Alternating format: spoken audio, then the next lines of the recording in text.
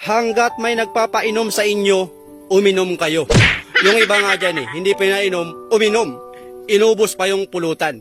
Kaya habang may nag-aaya, grab the opportunity. Inom lang ng inom. Masama ang tumanggi sa alak, lalo na kapag libre.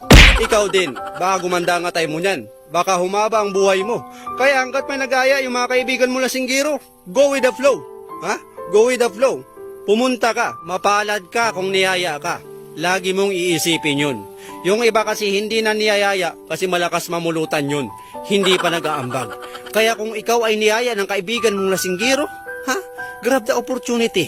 Pumunta ka, pagbigyan mo. Uminom kayo ng uminom. Ha? Inom lang ng inom hanggang sa magka-ulcer.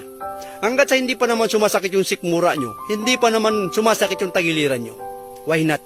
Diba? Ang buhay ay maiksi lang. Bakit hindi nyo papaigsin? Inom sa umaga, inom sa tanghali, inom sa gabi.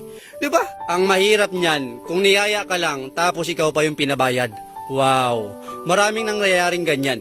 Tulad sa mga kaibigan ko noon, niyaya akong uminom. Nananahimik ang buhay ko. Nag-chat sa akin nung gabi, Brad, punta ka dito, minsan lang naman to. Pagdating doon, wala palang alak, ako pa ang bibili bahaw. Naubos pa ang 13-month pay ko. Diba? Kaya ikaw, mapalad ka, nililibre ka. Dahil yung iba, pinapapunta lang dahil pinapabili nila, bahaw di puga. Yun yung masakit, kaibigan. Kaya habang may nanglilibre sa'yo, grab the opportunity. Kasi darating yung panahon, maniningil din yan sa'yo. Sa panahon ngayon, bibihira makita ng kaibigang nanglilibre sa inuman. Kalimitan, puro buraot lang. Kalimitan dyan, puro nag-aantay lang. Karamihan dyan, puro nag-aabang lang ng pulutan, walang inaambag, nag-uubos lang.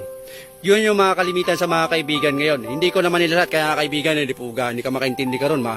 Kaya ang mga kaibigan natin nanlilibre, ibig sabihin yan, mababait ang kanilang puso. Pag sa alak lang. Iba ang mindset ng mga manginginom. Hanggat may alak, inom lang yan ng inom. Kapag wala ng pira, utang lang ng utang sa tindahan. Kapag lasing na ng utang, ang hirap na singilin kasi nakalimutan na. Alam nyo, may mga kaibigan ako noon, grabe magpainom. Napakalakas sa inuman. Kahit siguro hanggang 1 buwan kayo mag-inom, hindi mo mapatumba. Ayon, ngayon nakakatiter na lang. Yun ang lesson natin sa buhay dito. Hanggat kaya mong uminom, uminom ka.